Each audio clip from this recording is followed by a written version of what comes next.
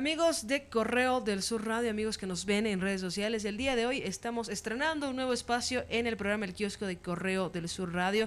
Lo recuerdan, 90.1 FM y 980 AM. Y para inaugurar este espacio tan importante, estamos con el doctor Marcelo Puente Ortiz, médico cardiólogo, con quien estaremos hablando acerca de la hipertensión arterial. Recuerden, si tienen alguna duda o consulta respecto a esta afección de la salud, pueden dejar en sus comentarios alguna duda que tengan para que el doctor pueda responder directamente sus dudas e inquietudes. Con esto en mente, le damos la bienvenida al doctor Marcelo Puente. Doctor, ¿cómo está? Bienvenido a este espacio. Sí, muchas gracias por el espacio y el tiempo que nos brindan al Colegio Médico y particularmente a la Sociedad de Cardiología, que me han nominado como para venir a hablar algunos tópicos, diríamos, acerca del problema de la hipertensión arterial en el mundo entero y por supuesto también en nuestra ciudad.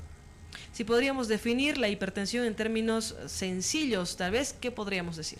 Sí, lo más sencillo. La hipertensión arterial en realidad es la fuerza con que el corazón hace funcionar la sangre o hace mover la sangre o hace distribuir toda la sangre por todo el organismo, dándole una serie de elementos químicos. En primer lugar, le da la temperatura, le da azúcar, le da urea, le da creatinina y muchos otros productos hormonales que son los reguladores de la presión arterial. Conclusión, la presión arterial es una función normal del corazón y la hipertensión arterial ya es una situación anormal que se conoce con el nombre de enfermedad, se llama enfermedad hipertensiva o hipertensión arterial. Muy bien. Esta enfermedad, debo decir que es la enfermedad más frecuente del mundo entero. Si en el mundo entero existen aproximadamente 8.000 millones de personas, 2.000 millones de personas en todo el mundo entero en diferentes grupos de edad tienen hipertensión arterial. La segunda enfermedad más frecuente del mundo entero es la diabetes y el tercer lugar ocupa recién el cáncer. Por lo tanto, la hipertensión arterial es una enfermedad sumamente difundida en todos los grupos de edad. No se salvan ni los niños, los adultos jóvenes, los deportistas y nosotros de la tercera edad también estamos propensos a tener hipertensión arterial. ¿Y a qué se debe esta enfermedad? Bueno, en realidad el 80 al 90% de la hipertensión arterial tiene una causa desconocida. Se llama hipertensión arterial primaria. Pero un 20% aproximadamente se llama hipertensión arterial secundaria porque es secundaria a diferentes problemas, por ejemplo, a la obesidad, secundaria al estrés, a la tensión emocional, a la tensión del trabajo, a la tensión de diferente tipo de problemas que se presentan en la vida de todos los seres humanos. Tiene que ver también hábitos de vida como el tabaquismo, como comer mucha sal, porque la gente ahora, sin haber probado la comida, le va echando sal y la sal es fundamentalmente el primer enemigo de la hipertensión arterial.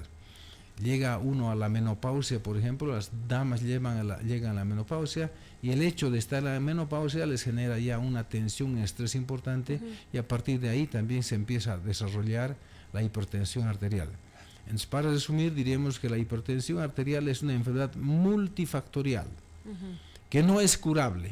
La hipertensión arterial no es curable, pero sin embargo con la cantidad de medicamentos que tenemos en las farmacias, en la farmacopea nacional y local y departamental y provincial, se puede controlar la presión arterial.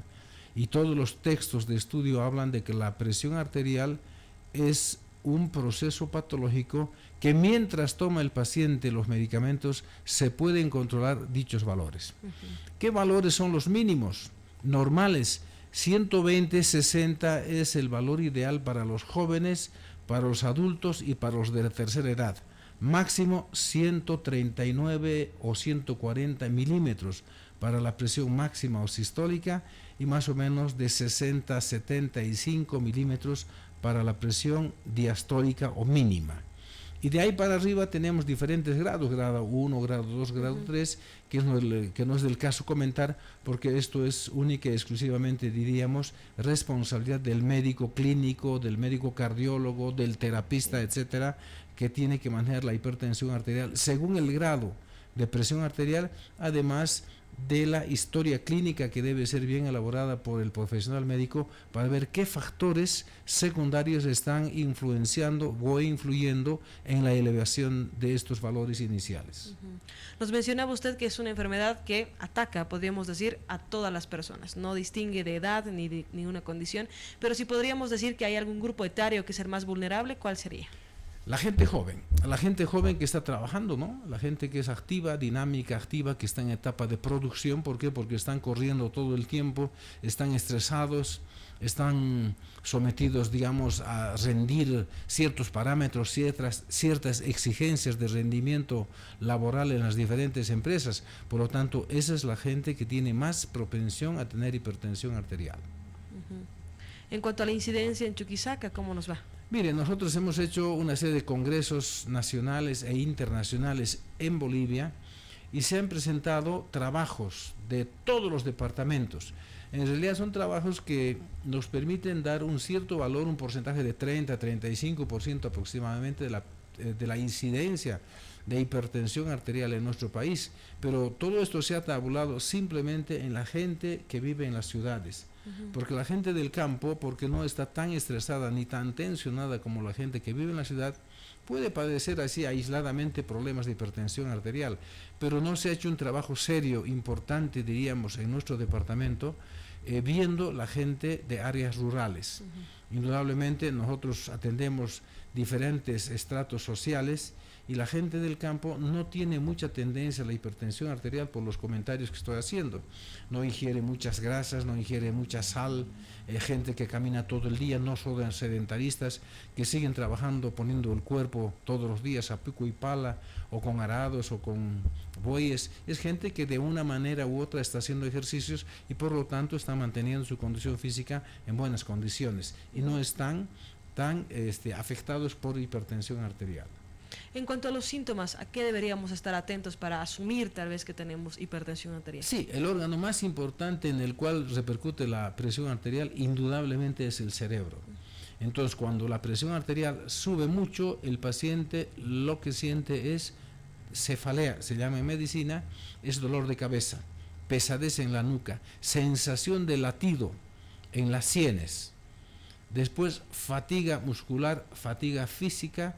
El paciente no tiene tanto rendimiento físico cuando está con valores altos de presión arterial y finalmente les lleva a la consulta médica cuando esta presión arterial es muy alta y está empezando a tener dolores en el pecho.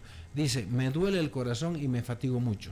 Entonces es el motivo de consulta más importante para diagnosticar la hipertensión arterial. ¿Qué se debe hacer para tratar, para combatir esta enfermedad? Bueno, en realidad para combatir la hipertensión arterial es que hay que tomar en cuenta todo el entorno, todos los factores secundarios que hacen elevar la presión arterial.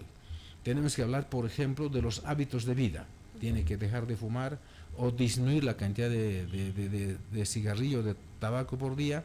Tiene que empezar a bajar de peso. Por cada kilogramo de peso que una persona pierde haciendo dieta o gimnasia, más o menos 2 a 3 milímetros de la presión sistólica baja. Entonces, si yo he bajado, por ejemplo, 10 kilos de peso, mi presión arterial de 160 automáticamente va a bajar a 140, ¿no es cierto? Simplemente por el hecho de bajar de peso.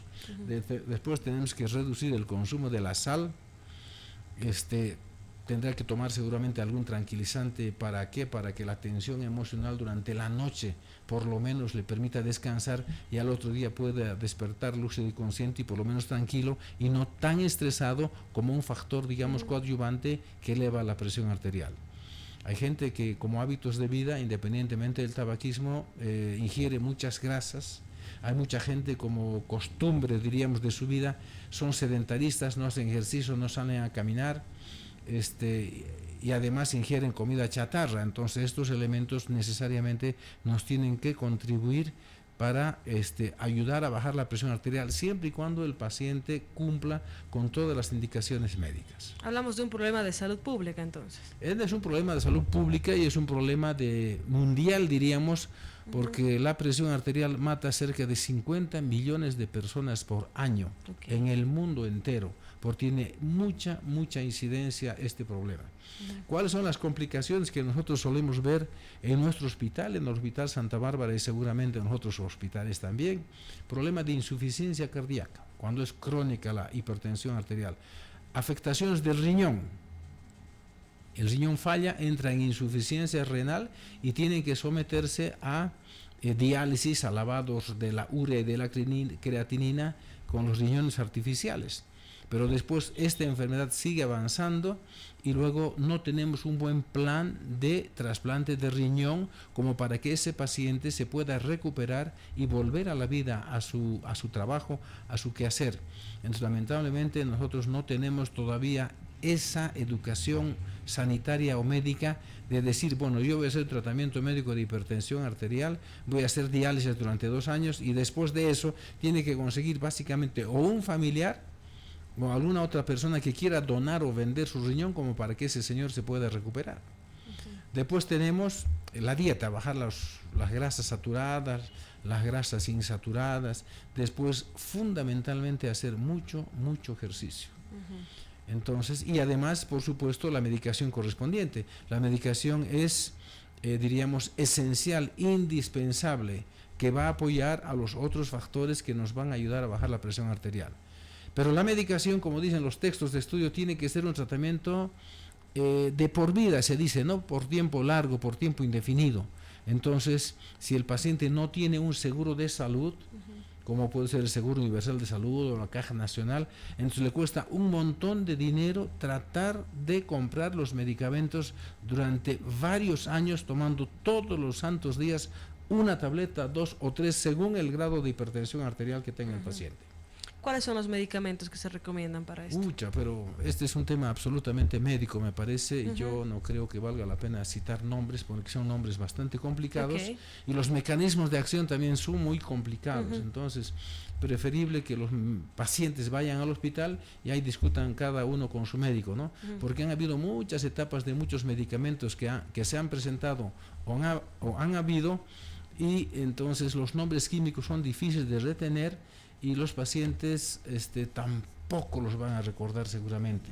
Eso nos pasa todos los días en la corte. ¿Y qué tableta toma?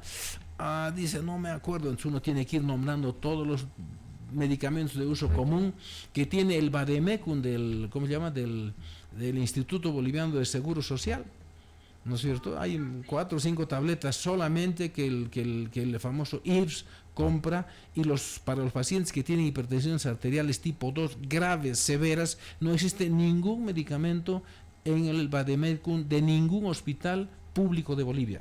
Entonces, por lo tanto, los pacientes están desprotegidos y tienen que comprar una tabletita, cuesta 8 o 9 bolivianos, más de $1, y tiene que tomar eso además de otros medicamentos, ya sea para el colesterol, para los triglicéridos, para diabetes, y resulta que si es jubilado, tampoco la jubilación le va a ayudar a cubrir todo el gasto médico de medicamentos que tiene que hacer el paciente, porque son productos caros. Ok, doctor.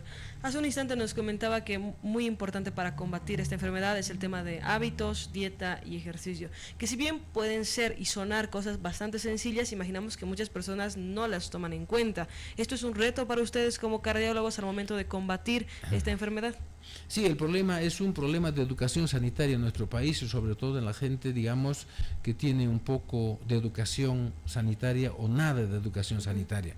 Ellos piensan que por haber tomado 30 días y ya terminó el problema de hipertensión arterial. Los primeros 30 días habrá tomado porque le dieron el médico tabletas, se fue a Padilla, a su casa, y se olvidó de tomar las tabletas.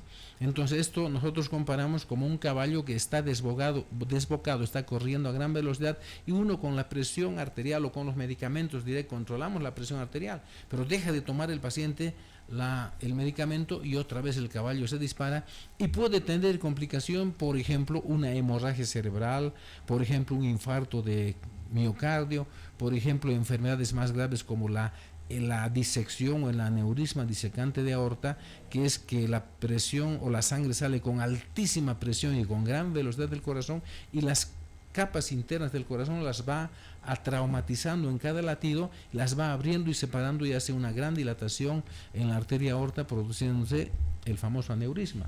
Y acá en Sucre no tenemos ningún tipo de infraestructura para tratar de recuperar un paciente desde el punto de vista quirúrgico de un aneurisma disecante de aorta. Hay un paciente que tiene un infarto agudo de miocardio, tampoco tenemos la infraestructura necesaria en los hospitales del Estado boliviano para tratar lo que se hace ahora, la angioplastía coronaria, que es un tratamiento de recuperación del corazón infartado. No hay la infraestructura. Entonces no estamos bien en salud pública en nuestro país y en las diferentes ciudades. Pero sin embargo existen, digamos, inquietudes privadas que están empezando a invertir en esto y cuesta un montón de dinero. Por ejemplo, un angiógrafo para hacer una angioplastía cuesta cerca de $800,000 y eso no se puede comprar en Bolivia. Claro. No se puede comprar en la ciudad de Sucre. No podemos comprar un ecocardiógrafo que el Hospital Santa Bárbara necesita. Entonces los pacientes están desprotegidos y de ahí que este tipo de pacientes pueden tener un alto índice de complicaciones severas e inclusive potencialmente letales. Muy bien, doctor. Antes de concluir, vamos a pasar algunas preguntas que la gente ya dejó previamente. Sí. Para eso le pedimos a Franco, que está en controles, que nos pase las preguntas que la gente ya hizo previamente el día de hoy. Franco, adelante. Bien, las preguntas en Instagram. Una, mi madre tiene fuertes punzadas en la cabeza y dicen que es porque la sangre no llega a la cabeza. ¿Es cierto esto? En realidad creo que no es cierto. Hay una serie de estudios que se pueden hacer en el Hospital Santa Bárbara y en cualquier hospital, por ejemplo, se llama el Doppler vascular. ¿En qué consiste el Doppler vascular? Le pone un aparatito que se llama el ecógrafo, ¿no es cierto? Y le coloca un transductor en el cuello y ahí se puede ver perfectamente si existe un adecuado flujo cerebral a través de las arterias carótidas. Entonces, a través de este simple estudio se puede saber si es que existe o no oclusión arterial de las arterias carótidas. Ahora, el hecho de que pueda tener punzadas el paciente en la cabeza indudablemente podría estar relacionado con factores de hipertensión arterial. Para eso hay que hacer un buen examen clínico, médico, de laboratorio, ecografías cardíacas, tomografías, etcétera, etcétera, para llegar a un diagnóstico preciso y en todo caso, si fuera así, recuperarlo al paciente con una serie de procedimientos médicos y o quirúrgicos que se pueden utilizar en nuestro medio y por supuesto en el país también. Gracias, doctor. Una pregunta más por Instagram. ¿Podría pasarme algo si esfuerzo mi cuerpo haciendo algún ejercicio de maneras sin descanso? No he entendido la pregunta, por favor. ¿Podría pasarme algo si esfuerzo mi cuerpo haciendo ejercicios sin descanso? No, porque en realidad el cuerpo tiene una cierta resistencia. Si es una persona que está entrenada a hacer ejercicio, seguramente ese cuerpo va a tolerar mucho tiempo de ejercicio. Yo tengo pacientes, por ejemplo, que trotan 10, 15 kilómetros todos los santos días. Entonces esa persona, imagínense, para trotar 15 kilómetros se necesita por lo menos 1 hora y media de un ejercicio intensivo. Hay otros que tienen un riesgo mayor, que son los pacientes, o las personas, diríamos, que son levantadores de peso. Aquellos gimnastas que elevan 200, 250 kilos, esos sí están en riesgo de tener algún problema cardíaco importante o una crisis hipertensiva severa donde exista inclusive por esfuerzo una hemorragia cerebral. Entonces existen algunos deportes que evidentemente tienen altísimo riesgo, pero el deporte más común, el más fácil, el más barato es salir a caminar, a correr, a trotar, así en pareja, con amigos, hacer un deporte según el grupo de edad no tan exigente, ¿no? Como para que ese señor pueda mantener simplemente una buena figura, bajar de peso y mantener sus arterias, la circulación cerebral, la circulación general y sobre todo las articulaciones todavía en buenas condiciones. Tenemos una pregunta más en los comentarios que acaba de llegar y dice lo siguiente. Antes menciona, gracias doctor por hablar de este tema tan importante para la salud como es la hipertensión arterial. Mi pregunta es la siguiente, ¿todas las personas con sobrepeso pueden llegar a desarrollar hipertensión? ¿De qué depende que unas sí y otras no? Bueno, en realidad esto podemos hacer un ejemplo grosero, ¿no? Si yo tengo un camión descargado en un plano inclinado de subida, podrá subir fácilmente. Pero si este carro está cargado con 200 o 300 quintales, por ejemplo, de cemento, entonces durante la subida tendrá que hacer mucho más esfuerzo. La presión es eso. La presión, con este ejemplo podemos decir de que cuando una persona tiene hipertensión arterial no controlada, durante el esfuerzo el rendimiento físico será menor. y encima está sometido al riesgo de que le pase alguna complicación cerebral, como hemos comentado, una hemorragia cerebral, puede tener un infarto, un aneurisma disecante de aorta, o sencillamente porque el corazón ya no da más por el excesivo esfuerzo, desmayarse, tener un desmayo y quedar en el sitio, entonces con alguna complicación importante. En todo paciente cardiológico hipertensivo siempre hay que ser mesurado con los ejercicios, con la dieta, con la ingestión de bebidas alcohólicas, con la sal, con los hábitos de vida de no comer tantas grasas como el colesterol, que es una causa muy importante de afecciones cardíacas en todo el mundo y por supuesto también en nuestro país y en nuestra ciudad. Muy bien, continuamos con más. Aquí hay otro comentario que nos pregunta: buenas tardes, doctor, ¿cuáles son las principales causas para un paro cardíaco y cómo prevenir esto? Sí, en realidad el paro cardíaco es cuando el corazón deja de funcionar.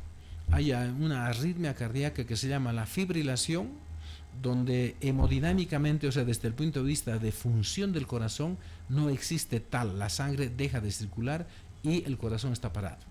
Si el corazón se para 3 minutos, entonces tenemos la opción de recuperarlo con masajes cardíacos, etcétera.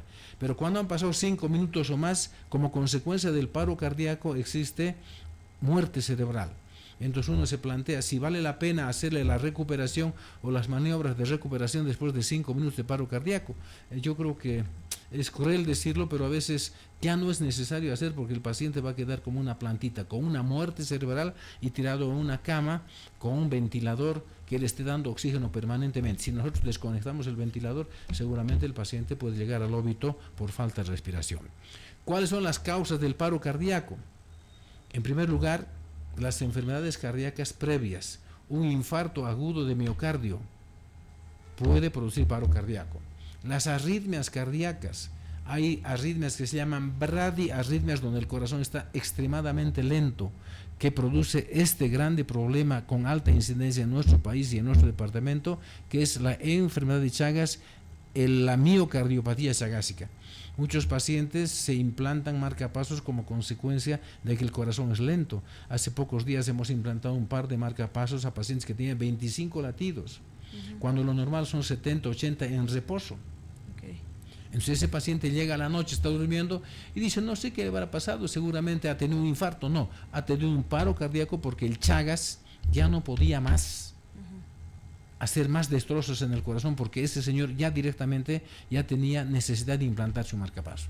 Y a veces no se lo puede hacer por razones económicas, porque el paciente no tiene el dinero para pagarse la prótesis. Tenemos un grupo de trabajo y en los diferentes hospitales también, de que hay grupos de cirugía que implantan marcapasos. El problema es de que el paciente se tiene que conseguir el dinero como para conseguir la prótesis, porque los seguros médicos no cubren, o si hay un paciente de la Caja Nacional de Seguro Social, lo tiene que mandar a La Paz, por ejemplo, a implantarse un marcapaso, y el paciente tiene que estar esperando su turno como para que llegue, y bueno, muchas veces ya no llegan a esperar tanto tiempo y se quedan en el camino, fallecen como consecuencia de arritmias cardíacas fundamentalmente. Otra causa importante, por ejemplo, de fallecimiento, hemos dicho que la segunda causa más importante de enfermedades cardíacas es la diabetes. Puede entrar en coma diabético. Un coma diabético, por ejemplo, un fin de semana entra, come mucho de lo que no tenía que comer, llega a la noche, duerme y el otro día no está más. Otra causa, una insuficiencia renal crónica.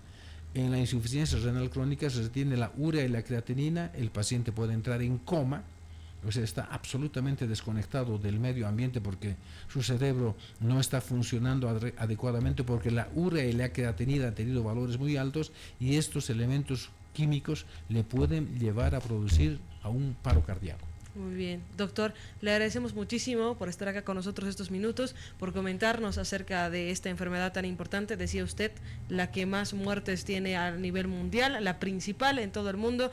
Nuevamente, mil gracias por estar en este espacio. Si tiene algún mensaje para la gente que nos ve y nos escucha, por favor, los micrófonos y las cámaras son suyos. Sí, hace poco tiempo hemos celebrado el Día Mundial de la Hipertensión Arterial.